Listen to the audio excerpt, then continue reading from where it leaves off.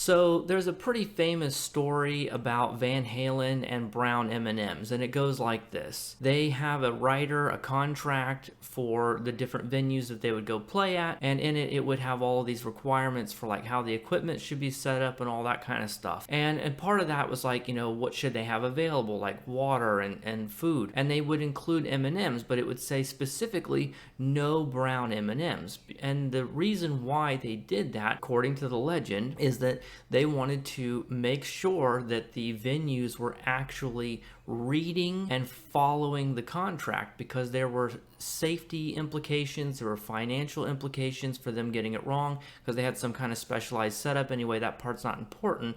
What matters is that if they showed up and they saw either no M&Ms or they saw M&Ms with brown M&Ms, they would know that the vendor did not take the contract seriously. And what I see from Cryptic these days is just a mountain of brown M&Ms, and we see all these problems. They accidentally released the bridge officer training elite token thing today in the store, but it gives you a captain training token and you can't actually apply it. And we've had all these server problems that I talked about in the video about the tutorial revamp, and the constant errors on the blog posts, and the Delta Recruit thing where they just copied it and pasted it. It's brown M&M after brown M&M after brown M&M after brown M&M. I'm sick of eating brown M&Ms. I'm tired of it. And the thing is, right, what is the payoff? The content? Is the content worth it? Well, it's been 4 months since we've had a content drop. I played the 2 new episodes, and I was hoping that would be a win, because I did the new tutorial and it was all right. I don't have anything negative to say about it. I had fun making the video. I think it's a pretty good video if you haven't seen it already. But I was really hoping these episodes would be a win, because I really wasn't drawn in by the first 2 in this arc, and this was just embarrassing. I'm embarrassed.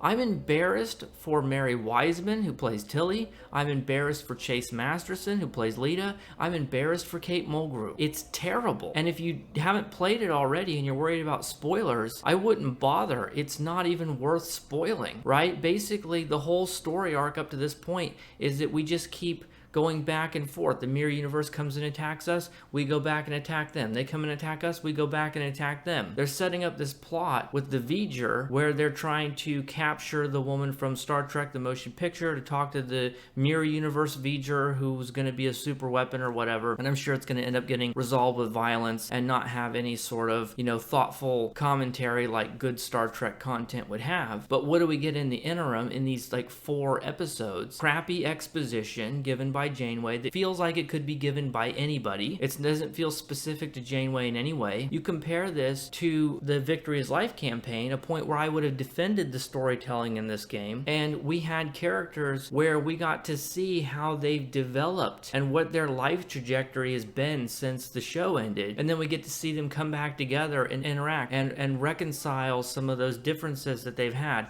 and we get to see Kira and Odo reconcile, and we get to see Bashir and how he left Starfleet and all this kind of stuff. And it wasn't canon, it wasn't official, but it was, it was good. Good is the word I'm looking for. It was good. It was worthy of Star Trek, and it was worthy of the actors, and it was worthy of investing in the game to get something out of it, to put it a different way. This isn't, right? So, they just took a bunch of gameplay from TFOs. There are parts of it that feel like Pavo Dissension. There are parts of it that feel like Operation Wolf, and there's others, right? They just took all these bits and bobs from TFOs, which are not story-based content, and they just shoved them together, and then all along the way, you get this bickering and this infighting between these mirror universe characters, and it's like, who cares? If they're who's betraying who, and they're stabbing each other in the back, and they're quipping, and it's all very childish and immature. And you've got Janeway going, "Come on now, kids, behave." And then you get these cheesy dialogue where it's like, you got Janeway saying, "My phaser outranks Captain Tilly, and it's telling you that you're relieved." And then Mirror Lita is like, "Haha, that's a good one. I'm gonna have to borrow that one." Like, that's what the characters say. Like, is this seriously what you dragged them back into the studio for? This garbage? It's like, it's like bad fan fiction. It's like bottom shelf fan fiction garbage. It's not a compelling story. It does nothing of value with the characters. It's written horribly. It's cringy. It's just awful in every way imaginable. Like, this is what we get in exchange for all these brown M&Ms. And I'm not happy with it. I'm very unhappy with it. Could they not get Tim Russ? I mean, maybe they couldn't.